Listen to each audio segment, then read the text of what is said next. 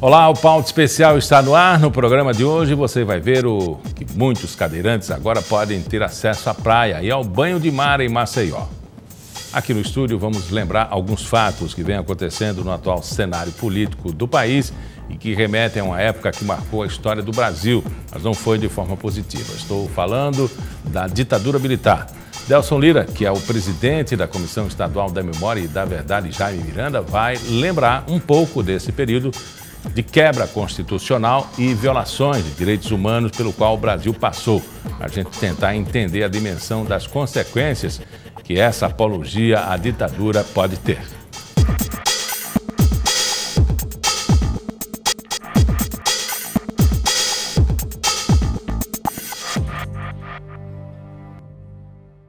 Para quem é portador de alguma deficiência, seja ela física ou intelectual, realizar até as tarefas mais simples pode se tornar uma grande conquista. Em Maceió, um projeto está levando para a praia pessoas cadeirantes e dando a elas a oportunidade de tomar um banho nas águas quentinhas do nosso litoral. O dia na praia começa com um alongamento especial feito por uma professora de educação física. Todo mundo tem que participar da atividade. Uma apresentação de dança também faz parte da programação do projeto Praia Acessível, organizado pela Secretaria de Esporte e Lazer de Maceió e que tem a participação de cerca de 80 pessoas com algum tipo de deficiência que são atendidas por instituições sociais. A ideia é possibilitar que as pessoas com deficiência, as diversas deficiências, auditiva, visual, intelectual, física ou múltipla mesmo, possam usufruir da natureza e das atividades que a gente propõe para eles aqui. Este é o segundo ano do projeto, que ocorre um sábado por mês na praia de Pajuçara, uma das mais belas praias urbanas do Brasil. A ideia é fazer do momento uma oportunidade de socialização. Aqui é um dia realmente especial para eles ficam aqui encantados. É um dia diferente para melhorar sua autoestima, melhorar sua qualidade de vida. O Anderson tem paralisia cerebral e, na companhia da mãe e do irmão, não perde uma edição do evento. Para ele, o momento mais divertido é a hora do banho de mar assistido. Com a ajuda de uma passarela de borracha, uma cadeira especial e na companhia de profissionais do Corpo de Bombeiros, Anderson entra no mar. É uma coisa que ele gosta muito, é de estar tomando banho de praia.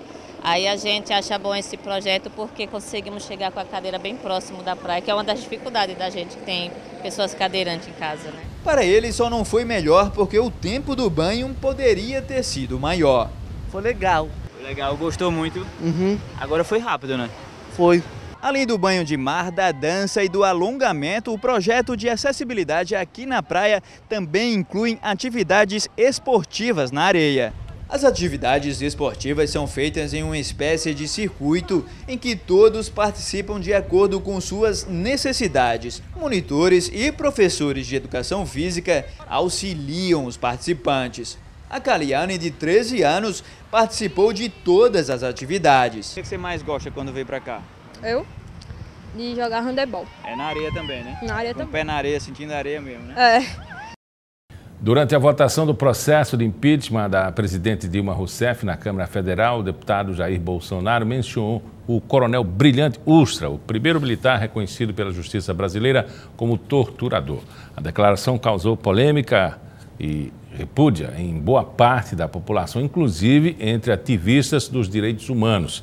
Segundo a Comissão Nacional da Verdade, durante o regime militar, pelo menos 50 pessoas foram assassinadas e cerca de 500 desapareceram sob o comando do coronel Ustra entre 1970 e 1974, época em que ele foi chefe do DOI-CODE, Destacamento de Operações de Informação, Centro de Operações de Defesa Interna, considerado o órgão de repressão política do governo militar.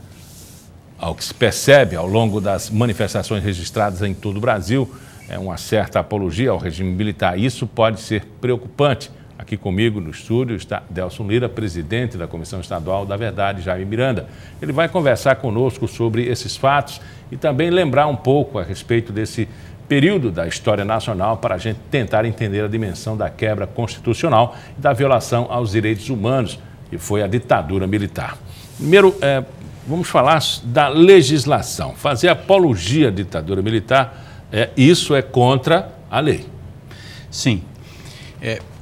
Os parlamentares, eles têm imunidade nas suas palavras e votos no exercício da função. E é isso que o deputado está dizendo. Só que a manifestação que ele fez não tinha nenhuma relação com o voto que ele estava dando. Tanto servia para o sim quanto serviria para o não. Não tinha relação com o voto em si.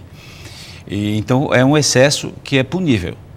Se nós tivéssemos usando a mesma fundamentação que ele está, que é exatamente o retorno a um regime de exceção, poderíamos dizer que ele responderia pela Lei de Segurança Nacional, porque ele estaria atentando contra as liberdades democráticas vigentes no país, que assegura que ninguém pode adotar uma prática como aquela que ele adotou. Mas como nós não admitimos isto, estamos sob o império da lei numa configuração de um Estado democrático, ele deve responder pelo Código Penal mesmo, né? Pela sistemática do Código Penal, pelo excesso cometido naquelas circunstâncias em que ele cometeu. Em que circunstância ele pode responder? Primeiro, as instituições apresentaram representações contra ele na Procuradoria-Geral da República pelo fato de ele ser deputado federal. Ele goza de foro por prerrogativa de função, ou seja, responderá perante o Supremo Tribunal Federal. A Procuradoria analisará este assunto do campo jurídico e verificará se o que ele fez está amparado na imunidade ou não. Se considerar que está amparado pela imunidade, dirá que ele não praticou crime porque estava atuando como parlamentar no exercício da liberdade de parlamentar.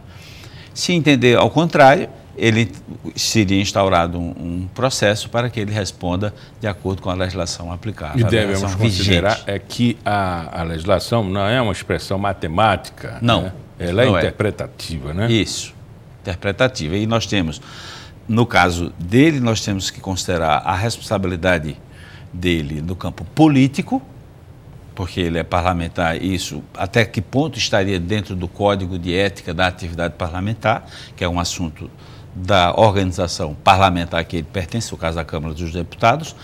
Tem-se a repercussão penal, a cargo da Procuradoria-Geral da República, e tem-se a repercussão civil, inclusive com dano moral coletivo contra as pessoas que ele agrediu gratuitamente, né? Porque ele agride a sociedade como um todo e particularmente as famílias, as pessoas e as famílias que padeceram nas mãos daquele sujeito torturador a que ele se referiu.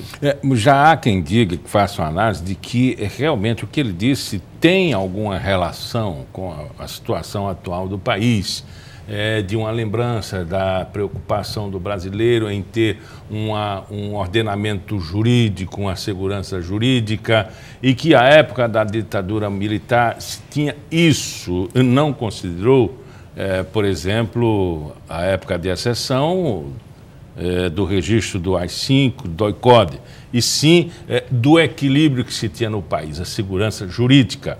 Mesmo assim, considerando a época também e as análises feitas pelos críticos de que esse momento não é uma ditadura militar, mas uma ditadura do poder e da mídia contra um governo que expressamente seria popular e legítimo pelo voto, aí sim a interpretação levaria a esse comentário contra a expressão do Bolsonaro, né? Na verdade, busca-se a legitimação daqueles que o defendem e com os mesmos fatores, curiosamente, busca-se o contrário disso, quer dizer, não há legitimação para o que ele fez.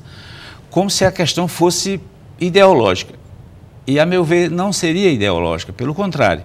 Bom, o fato da nossa atual presidente da República, independentemente de se ter ou não filiação ao partido e à proposta política dela, quem tenha ou quem não tenha, o fato é que ela traz consigo esse estigma, que é a expressão do fato de ter sido ela própria presa e torturada, inclusive por aquela pessoa a quem ele se referiu, e que, visto por esse fator, vamos dizer assim, na minha opinião, o que ele fez tem uma gravidade muito maior, porque ele fez com o propósito claro de humilhar, de achincalhar, de manter sob tortura, desta feita psicológica, alguém nos dias atuais.